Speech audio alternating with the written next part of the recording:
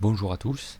Alors déjà ce que l'on va voir dans cette vidéo, ça sera valable pour les PC, donc sous Windows, et pour les Mac. Ça ne fonctionnera pas par contre sur les Chromebooks, tablettes et autres.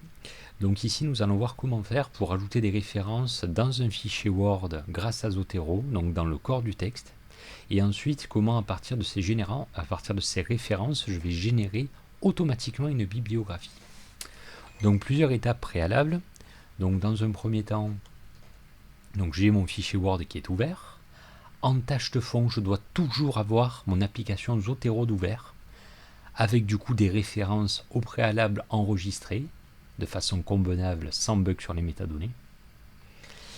Et donc, une fois qu'on a ces préalables, on va pouvoir travailler facilement. Donc on va prendre des exemples concrets.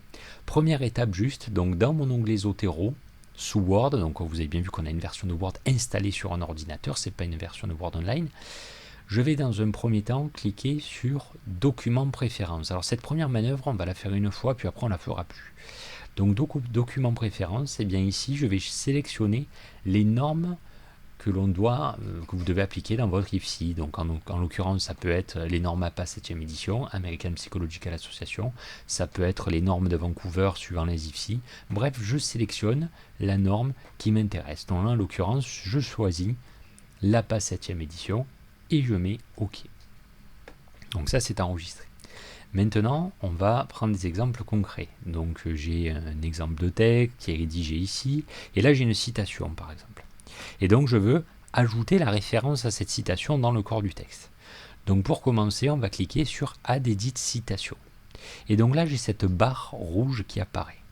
Plusieurs façons de l'utiliser. Soit je me rappelle à peu près le titre ou le nom d'auteur, je les rentre, on va voir, vous voyez, les derniers instants de la vie d'Elisabeth Kubler-Ross. Il y a une recherche en dessous suggestive qui est en dessous, et on vous propose des références qui sont préalablement rentrées sous Zotero. Donc en effet, la citation que j'ai repris ici vient de cet ouvrage, donc je clique ici, on voit que c'est à ajouter sur la barre, et ensuite je clique sur Entrée.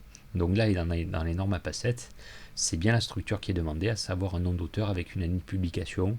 Parfois, on rajoute même la page. Mais déjà, comme ça suffit. Donc, vous voyez, première référence rattachée à cette citation. Donc là, c'était un livre, en l'occurrence. On pourrait rajouter plein d'autres types de citations, des sites internet, et voilà. Par exemple, ici, on a une autre citation. Donc, je place mon curseur à la fin de la citation. Je clique sur Add Edit Citation. Et là, il me semble que c'est un ouvrage. Cette citation est extraite d'un ouvrage. Voilà, celui-là, l'évaluation quotidienne. Donc j'ai mis Tuilier, le début de l'auteur. Je clique dessus, j'appuie sur Entrée et hop, il me l'a rajouté. Donc ça, on peut le faire à la fin, ou moi je vous conseille plutôt de le faire au fur et à mesure. Ou alors on va refaire encore une autre citation ici, je passe le curseur après, je fais des citations. Et imaginons que là, je n'ai aucune idée, je me souviens absolument plus du nom d'auteur ou machin, il faudrait que je consulte Zotero pour le retrouver. Pour ça, je vais à côté du petit Z, j'ai une petite flèche, et je vais cliquer sur Vue classique. Je clique. Et là, vous voyez qu'en fait, une fenêtre est en train de s'ouvrir. Et c'est quoi? Eh bien, ça n'est rien d'autre que mon interface Zotero. On va dire, je dis n'importe quoi, que c'est une citation issue de cet article.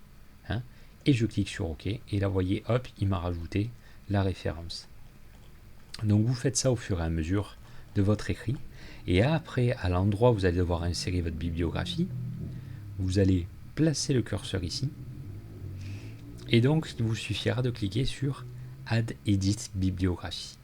Et là, vous voyez, automatiquement, ma bibliographie a été générée, donc en norme APA 7, puisque j'ai pré-réglé cette norme-là.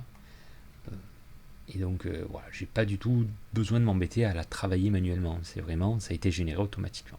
Un vrai gain de temps.